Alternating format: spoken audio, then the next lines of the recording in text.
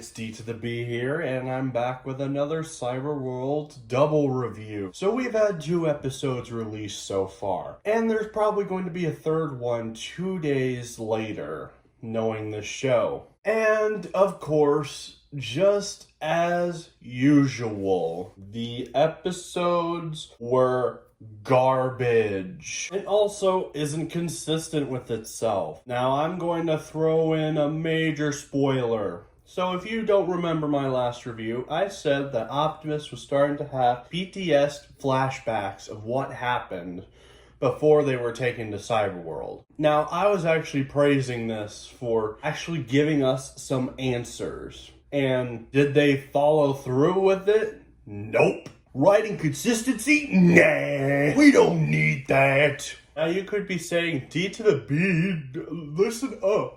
Don't worry about it. They're gonna explain it. They're going to explain it more as the show goes on. Don't worry. It should be fine. Optimus seems that... Now, he was pretty much reverted back to how he was. Now, after triggering some PTSD, you would not be the same. Sure, maybe it wouldn't happen a lot. PTSD happens at random points, but you wouldn't be the exact same. Like, I had a grandfather last year, and still to this day, re-experiencing some PTSD. And he hasn't been entirely the same since. This Optimus is just back to how he was in the beginning of the show, where he's completely fine and no PTSD whatsoever. Doesn't have a somewhat change in personality. Like, he was freaking out in the last episode. So why did they just revert him back to it? PTSD is a very, very harsh subject when it comes to war.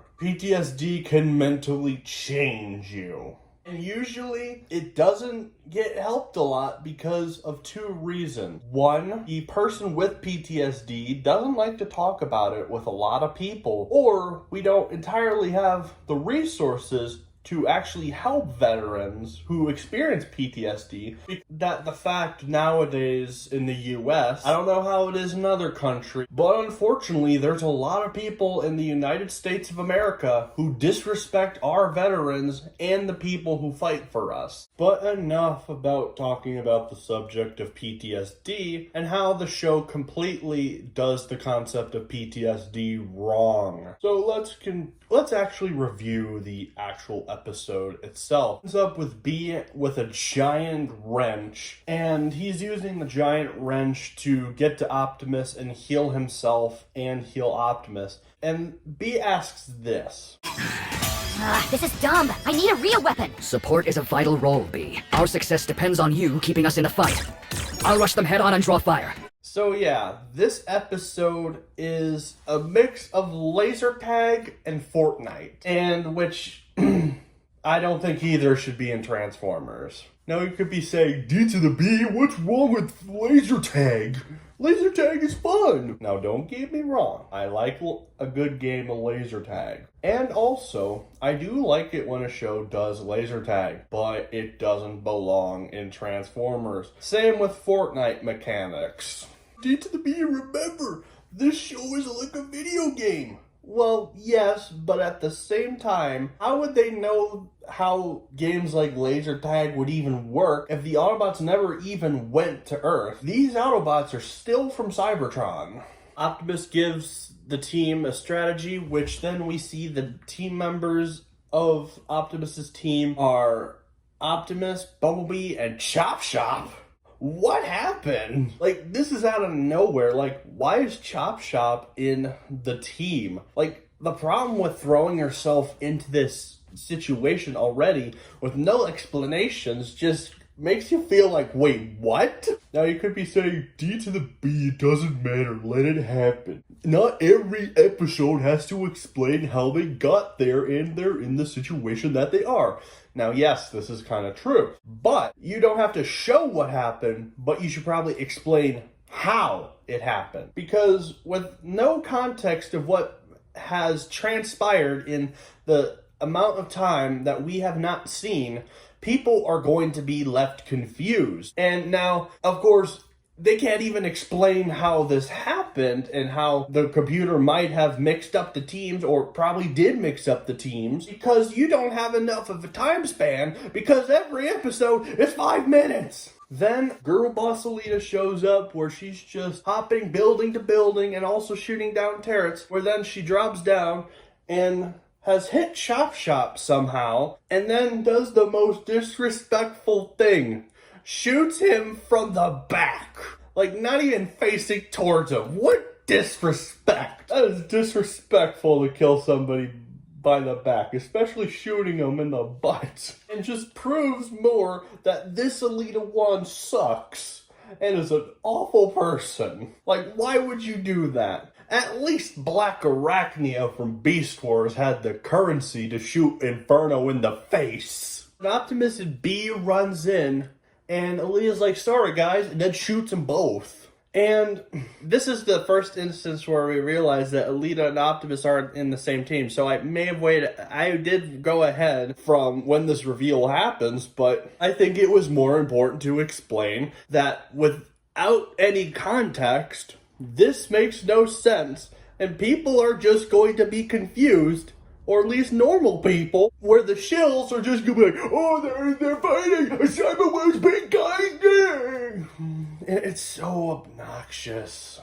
It's the fact that people aren't criticizing it for having better explanations and somewhat better writing. Like, I would completely understand and cut the shills some slack and wouldn't even call them shills if they actually did some valid criticism, like point out how the writing is very inconsistent with itself. But nah, that goes against the narrative of the great Commandant Cam, who, by the way, is a shill himself. After shooting Optimus and B, Alita runs to the checkpoint and says that the Alita's team has won, which we get to see Alita's team, which consists of Jet Mirage and Grimlock? Wait, did you fall to... No, what? Never mind.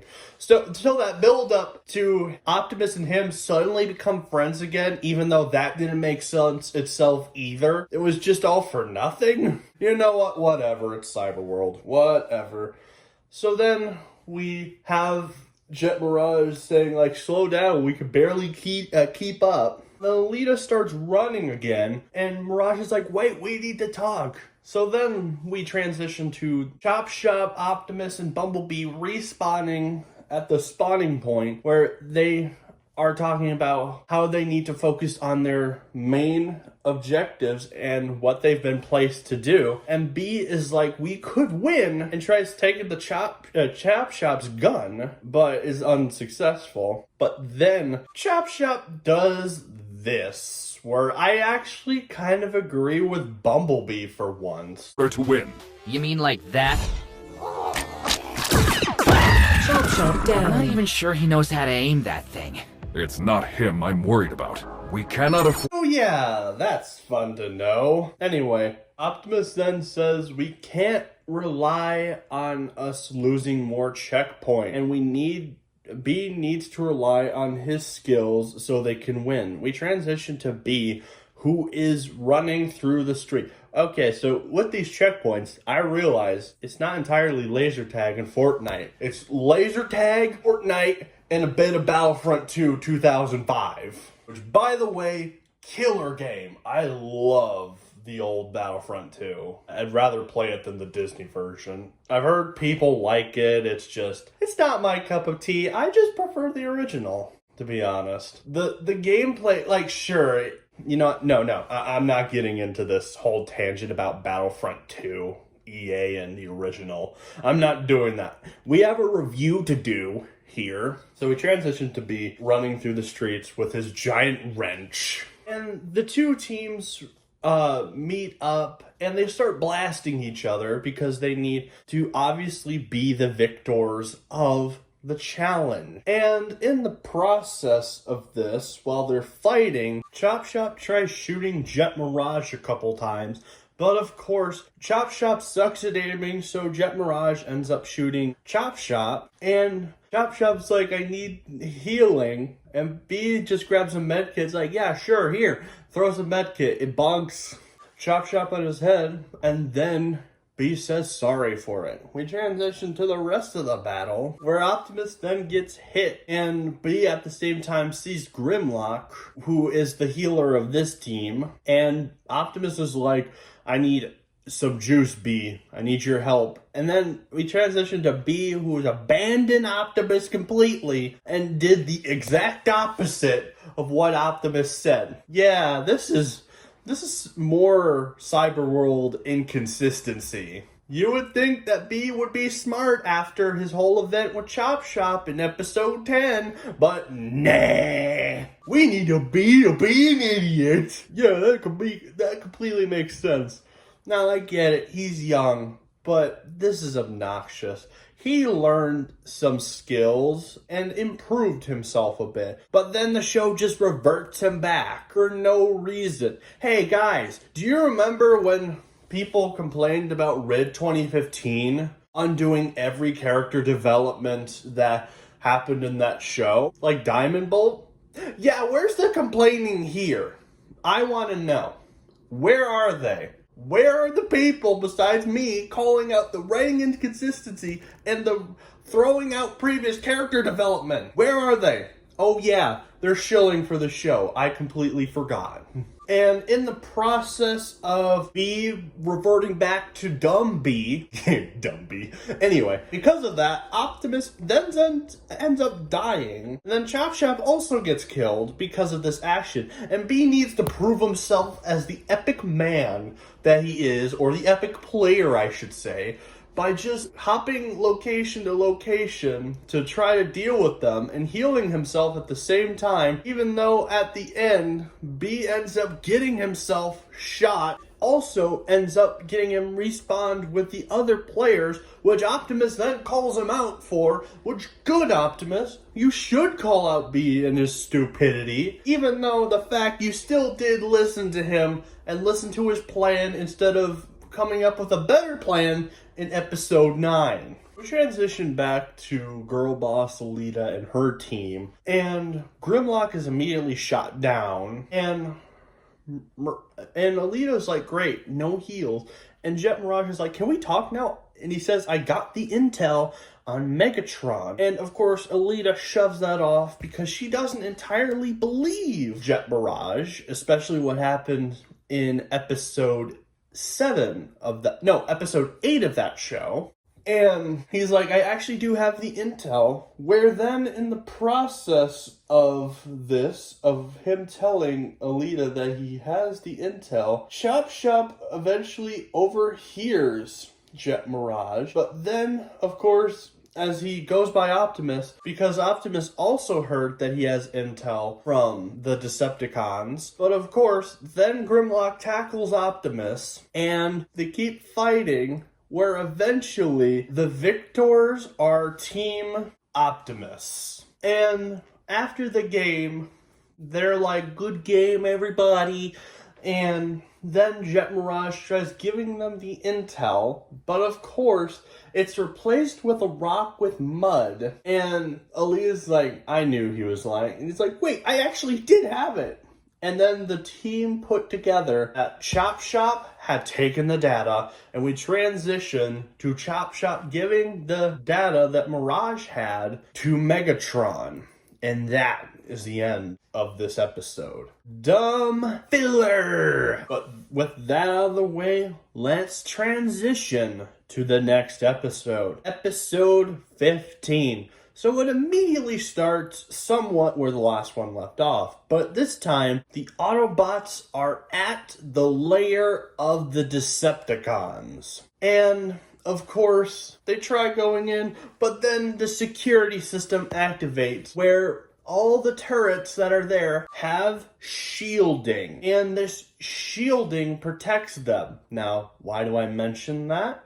because it eventually decides to be inconsistent with itself again. When Jet Mirage goes in front of two of the turrets, and then they point at Jet Mirage, but as they fire, they just shoot each other. Wait, what happened to their dome?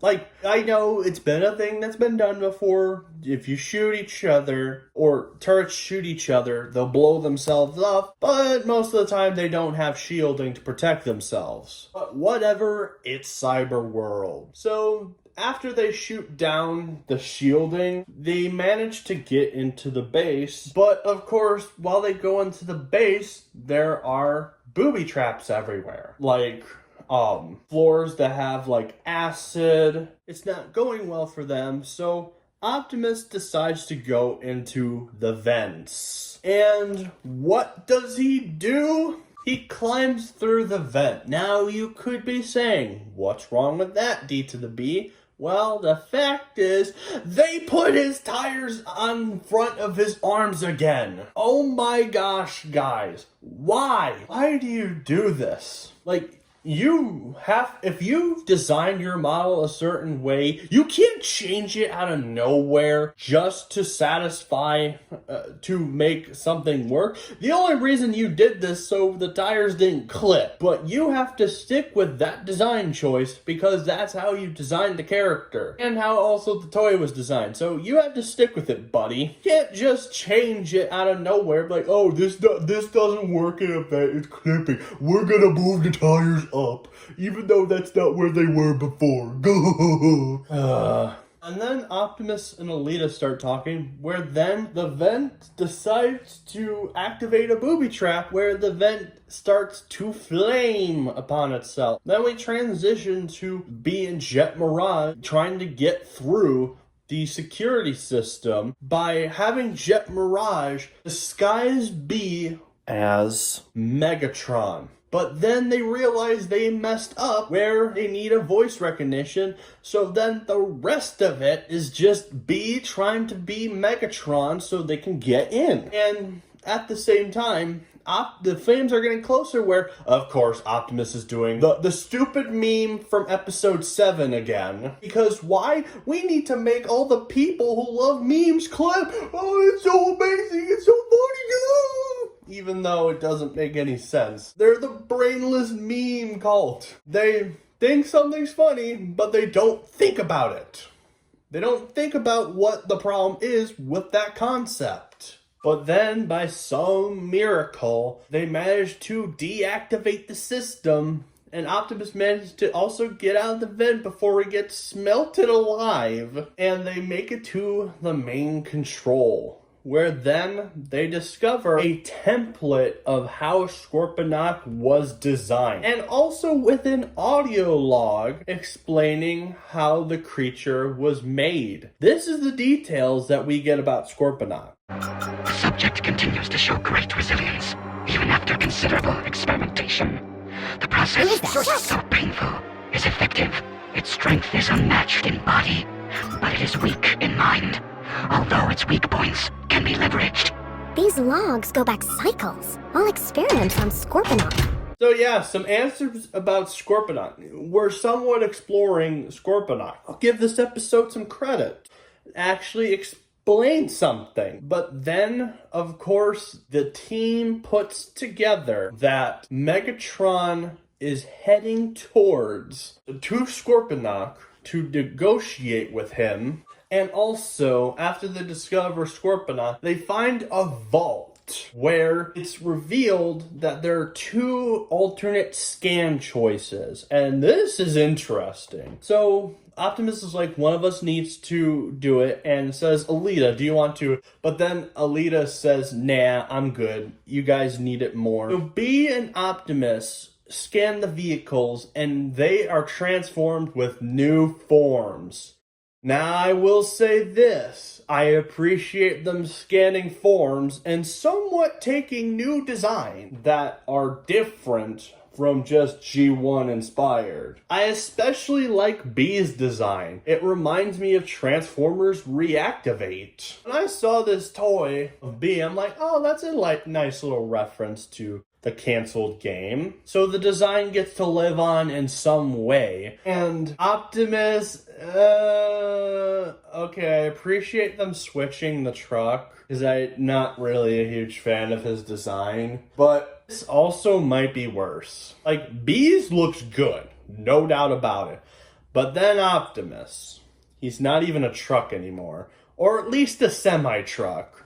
Optimus is supposed to be a semi-truck. It is very rare when Optimus gets a different form that isn't a truck. Like, extremely rare. Yeah, sure, Optimus has been a fire truck 3 times. There's also been 2 adaptations where he's been a train. Granted, the only one that's US inspired is the Hearts of Steel universe. Apparently, Train Optimus is a part, the other Train Optimus is a part like the line continuity in like a Japan exclusive show, but don't talk about that. I have no idea about that. I just know it exists. But usually, for the most part, he's a semi-truck, and I can appreciate them changing design and making it different so you can actually somewhat tell it apart. But this vehicle mode still sucks. It doesn't suit the character of Optimus. I know you guys are going to complain that I don't want change, but I do. Wouldn't have minded him being a different truck. I would have taken a semi-monster truck instead of this.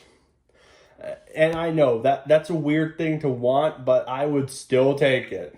And we transition to the desert where Scorponok is met up with the Decepticons. Scorponok is going to destroy them, but then Megatron's like, we don't want to fight you. We want to be your friend. I didn't know Megatron was from preschool. But anyway, Megatron offers to help Scorponok with his job and also hands him the offer of a power-up. Hey! The power-up is back. So there's a chance that we get an explanation. Do you think we're going to get an explanation? I don't think so. I think it's just going to be there and it's going to be useless. We're never going to find out what this thing does or what it even is. Like, a lot of games explain what a new item that you usually get or power-ups that you usually get in the game. Now, yes, there are some who don't, but I think it's important if it's a show to explain what each power-up does. But nah, probably not gonna happen.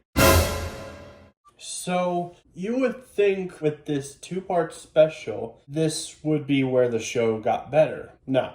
Honestly, no. This has to be the worst episode by far. Now you're probably wondering, but it's the why? It's technically what you wanted. Now that is sort of correct. It is what I wanted. I wanted longer episodes of sorts. Granted, this still doesn't count, but it's sort of a long episode, and somehow they still managed to mess it up. So why don't we begin to why now I think this is the worst episode of them all. But why don't we begin with the episode? So the episode opens up with the Autobot trying to stop Megatron from hurting Scorponok, where Megatron is riding on top of Scorponok, shooting one of Scorponok's turrets, and somehow Grimlock and Snarl are a part of the team, even though we haven't had any proper build-up to them reuniting with the Autobots. Why? I don't know, man. I don't know.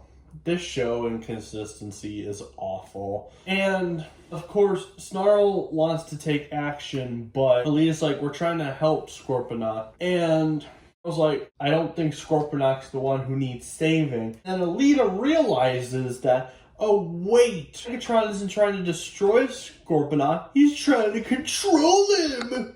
Oh my gosh, Alita, you're such an idiot. What do you think Megatron was doing? How would Megatron be able to destroy Scorponok by shooting with one of his turrets towards you? Man, you're as dumb as the brain-dead Bumblebee. And Grimlock shouts, no time to wait for Little Prime and B. We need to strike now, hit all the weak points. So, Black and Snarl decide to attack, where Alita says to not attack, but she decides to join in on the attack.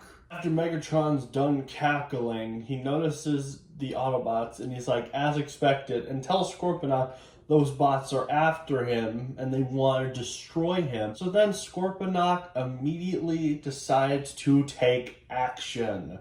against the Autobots. Then Megatron says, poor Grimlock, once a king but now one of Optimus's lackeys. And Megatron even asks, where is Prime anyway? And then Alita makes one of the worst jokes in the whole Transformers franchise. Oh, he just wanted to make an entrance.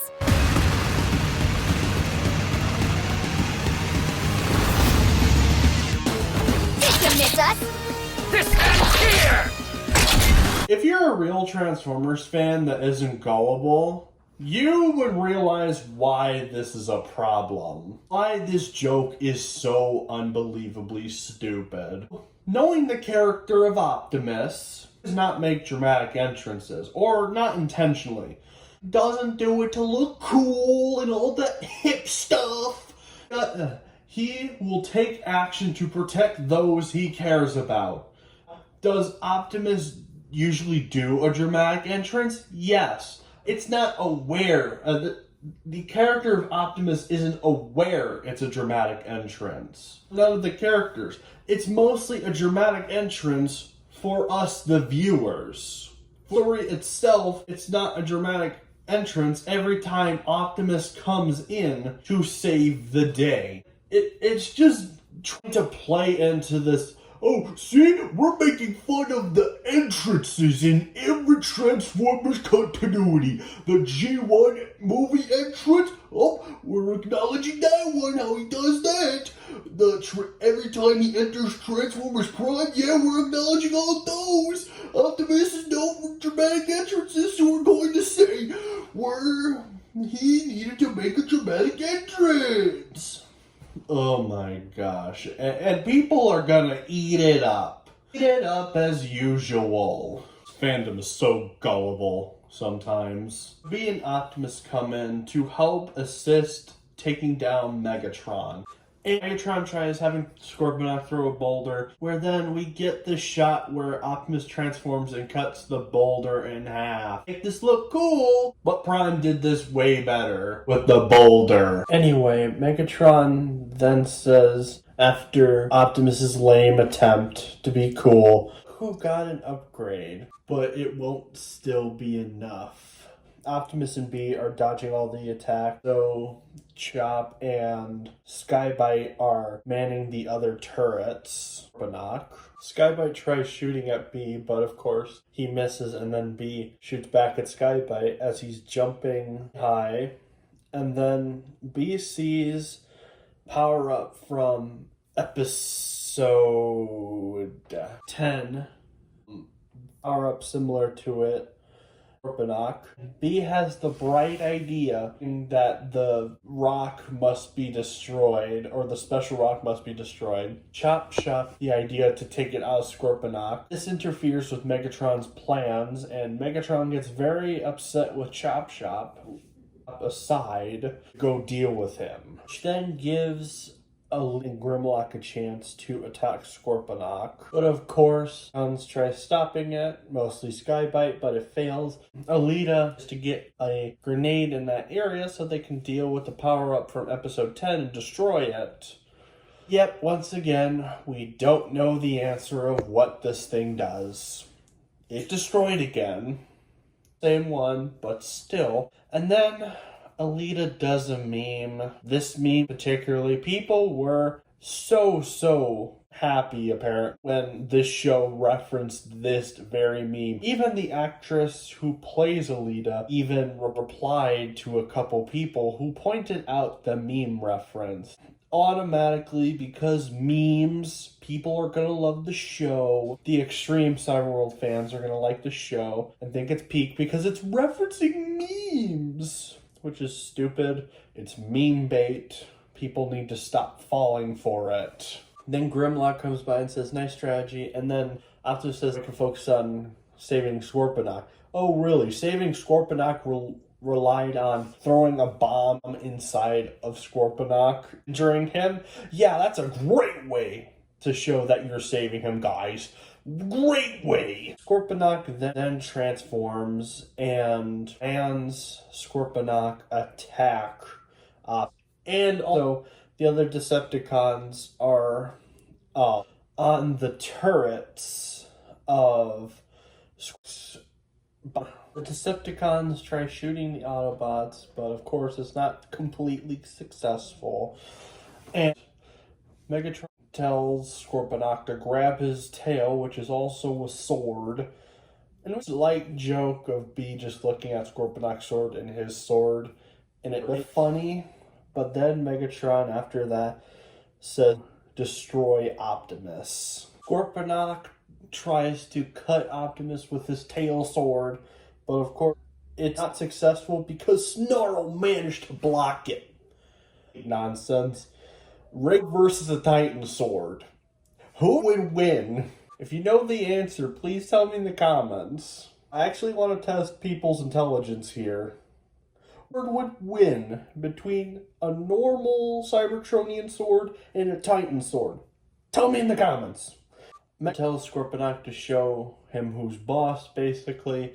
Scorponok tries to attack, but of course it fails. At some point, Snarl manages to block the blade again, and then all up on Scorponok's arm and stabs it to the point where it tries to run at Megatron, but then, of course, Megatron shoots Snarl and Scorpion is killing him with the sword, but Optimus saves him with the opportunity with Snarl and Optimus distracting Tron and Scorponok. Decide to try Scorponok while they're not looking, of course, fighting, but Grimlock manages to hold off a bit, but not completely successful. He gets knocked. Snarl then attacks and goes by Grimlock and says, we need to get you out of here. Beast says, we're gonna go to the top, and at least for me, she goes by Skybite and pulls Skybite's turret, and then also jumps back and shoots him in the face, I'm pretty sure. It cuts away, but I mean, even dead, because the next shot, Megatron decides to launch Skybite so far that does this, basically. Great that animation. But fighting, Optimus then tries convincing Scorponok to no longer listen to Megatron because he's the one who wants to do the true harm. Somehow, Optimus manages to convince Scorponok that Megatron is actually the evil one. I don't know how, because you would think it would take much more than that to convince Scorponok. Optimus was the one who tried attacking him literally the first episode, but nah, we gotta push the plot forward, I guess. Megatron is knocked off by Scorponok, and then it ends with Scorponok killing Megatron, which, to be honest, I don't even think he's dead, to be honest. I think it's a fake out. Revealed at some point, Megatron somehow survived. Like, maybe booted from the game, but he is definitely going to be alive. I bet the same thing with Sky. Granted, it has a chance of actually being him still, but we'll have to wait, and that's how the episode ends. And, oh gosh, that was such a waste of time. So much stuff done, and it was stupid action filler. I mean, if you like action, this episode might be for you. I like action, and I didn't like this episode. I was for something very complex a bit, but nah. It's Cyberworld. This continuity sucks. It will for the rest of eternity.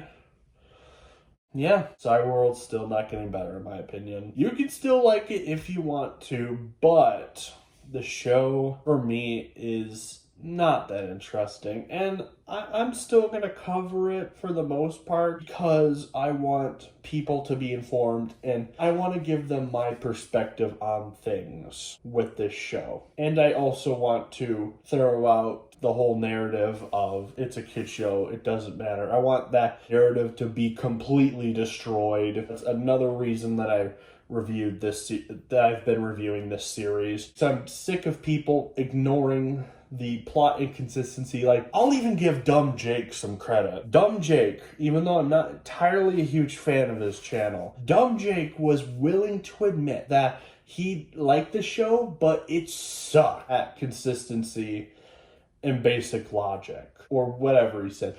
I will give him credit for acknowledging it, unlike everyone else who says it's peak and there's nothing wrong with it. Because if you just say that it's very flawed but you like it, I will go after you. It's a simple concept. Some people probably think that I'm just a big meanie who won't take people liking Cyberworld seriously. Like, I won't accept anyone who likes Cyberworld. This is not entirely true. I have had some of my subscribers say they actually liked Cyberworld, and they gave me some reasonings and understood where I was coming from on a lot of issues. They understood, and I've told them, like, that's fine. As long as you're not overhyping it, as long as you acknowledge it has problems, you can like it. That's fine. It's the overhypers and the shills that I want to go after, because they're hyping this show to an extreme and they're lying. The Twitter people who like Cyberworld, they're lying. But that's enough for this review. Tell me how you felt about these 4 episodes. I know this review was crazy. Tell me in the comments.